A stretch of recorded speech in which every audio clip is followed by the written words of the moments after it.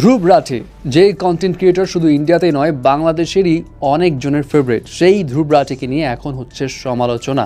Reason RJ কর medical issues নিয়ে তার বানানো একটি ভিডিও।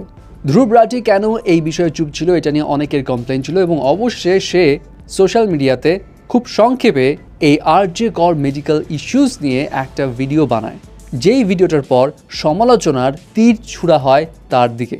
রিজন তার এই ভিডিওতে যে কটা স্টেটমেন্ট সে দিয়েছিল তার মধ্যে কয়েকটা আসলে অনেকেই পছন্দ করেনি। যেমন সে তার এই ভিডিওতে বলেছে জনতারা এই মেডিকেল ইস্যুস নিয়ে যে প্রোটেস্ট করছে সেখানে নানা রকম কার্যকলাপ হচ্ছে এবং ল অ্যান্ড অর্ডারের অনেক রুলস ভঙ্গ হচ্ছে এবং এই সব কিছুর কারণে মমতা ব্যানার্জিকে দোষারোপ করা হচ্ছে যে তিনি ল অ্যান্ড অর্ডার ঠিকমতো মেনটেন করতে পারছেন না।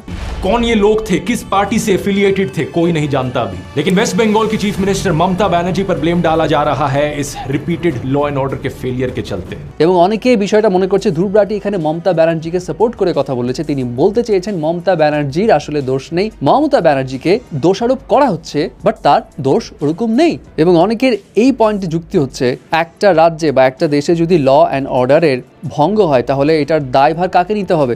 সিম্পলি সেই দেশের সরকারকে। সো এখানে দোষারোপ করার কিছু নেই। আর যদি মমতা ব্যানার্জি এতই ভালো হয়ে থাকে তাহলে অনেকের প্রশ্ন সেটা হচ্ছে কেন ওই স্টুডেন্টের এই ঘটনাকে পুলিশ প্রথমে আত্মহত্যা বলে চালাতে চেয়েছিল? কেন ওই মেডিকেলের ওয়াশরুম তাড়াহুড়ো করে ভেঙে কনস্ট্রাকশনের কাজ শুরু করে দেওয়া হচ্ছিল? এগুলো কি মমতা ব্যানার্জির নির্দেশে হয়নি? এবং অনেকের আরেকটা বিষয় নিয়ে আপসেট, সেটা হচ্ছে এই ভিডিওটা আরজে কর মেডিকেল ইস্যুস নিয়ে বানানো হলেও সেখানে কলকাতার ওই ঘটনা বা ওই ইস্যু নিয়ে ধ্রুব রাঠি কোনো খোলামেলা কথাই বলেনি। ইউজুয়ালি ধ্রুব রাঠি কেন এত পপুলার? সে ঠাস ঠাস কথা বলে, যুক্তি দিয়ে কথা বলে এবং খোলামেলা ওপেনলি কোনো রকমের বায়াস ছাড়া একদম স্ট্রেট কথা বলে। বাট এখানে তার ওই বৈশিষ্ট্যগুলো মিসিং ছিল। সে এখানে আরজে কর মেডিকেল ইস্যুস বা ওয়েস্ট বেঙ্গলে যে ঘটনাটা সেটা নিয়ে কোনো রকমের স্ট্রেট কথা বলেনি, বরং সে নারীরা যে সেফ না আনসেফ এটা নিয়ে কবির সিং, অ্যানিমেল এইসব মুভিকে দোষারোপ করছে।